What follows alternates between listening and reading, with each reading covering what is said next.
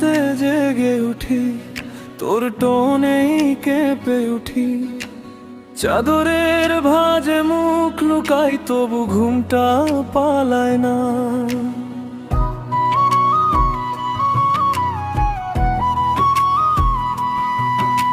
স্ক্রিনের সাদা আলোতে চোখ দুটো আরো ভারী হয়।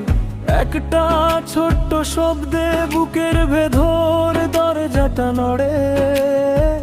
কোন জরুরি কথা বলিস, নাকি শুধু ডাকিস আমায়?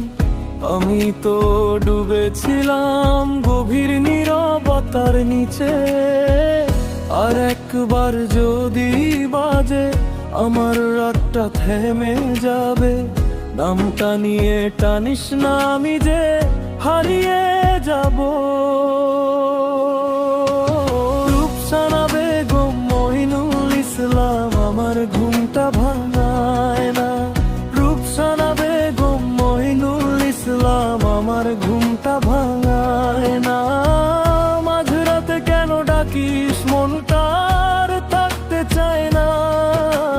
রূপসানা বেগম মহিনুল ইসলাম আমার ঘুমটা ভাঙায় না।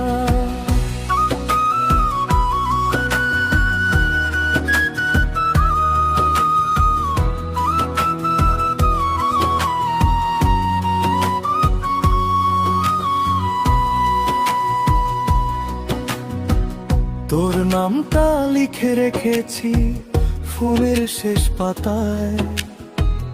যে রাতে বুকটা চুপ থাকে, সেই রাতে তুই বাজি। জানালার কাছে ধরা দে আমার ক্লান্ত চোখের ছায়া। তোর একটুখানি মেসেজে পুরো রাতটা নড়ে যায়। আমি বলি আস্তে করে, আজ না একটু পরে, কিন্তু তুই তো মানিস না।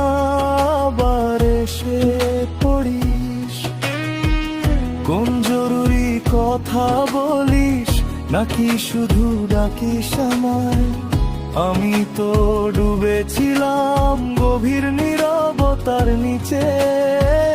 আর একবার যদি বাজে, আমার রাতটা ফানায় যাবে। নামটা নিয়ে টানিস না, আমি যে হারিয়ে যাব। রূপসানা বেগম মহিনুল ইসলাম আমার ঘুমটা ভাঙায় না। রূপসানা বেগম মহিনুল ইসলাম আমার ঘুমটা ভাঙায় না। মাঝরাতে কেন ডাকিস, মনটা আর থাকতে চায় না। রূপসানা বেগম মহিনুল ইসলাম আমার ঘুমটা ভাঙায় না।